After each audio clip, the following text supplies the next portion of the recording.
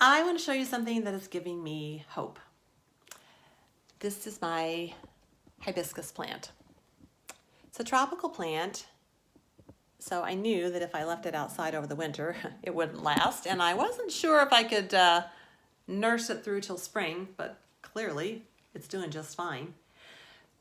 The reason it gives me hope is because something I can't see right now, which is the beautiful yellow flower, is waiting inside something I can see, which are these little buds. And I know it's the case because I've seen this thing bloom many, many times.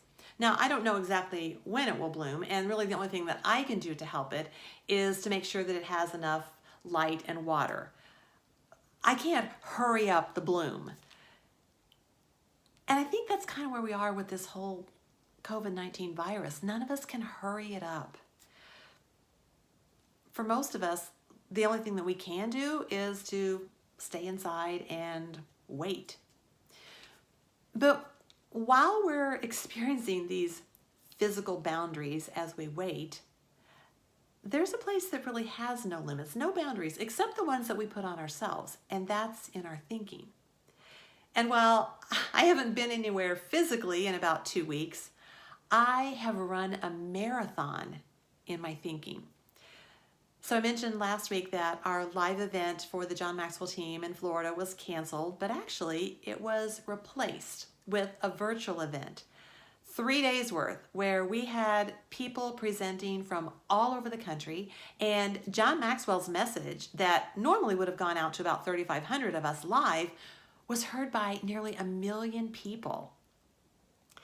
Now, making that value add happen, it didn't just happen. There was this whole group of people that got together and put a lot of time and energy and commitment into creating that for us. And because so many people stepped up, we all got filled up.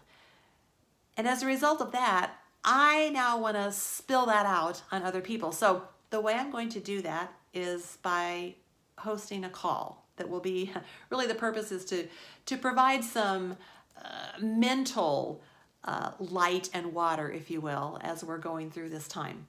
So every day next week, Monday through Friday, March 30th through April 3rd, from 12:15 till about 1 o'clock, I will be sharing 10 minutes of just some snippets of things that I learned. I have like 54 pages of notes, so I'll be distilling down into 5 messages that I want to share. But really most of the call will be opening it up to you, to let you just tell people what are you doing to keep yourself positive? How are you adding value to your team or to your family so we can do this together?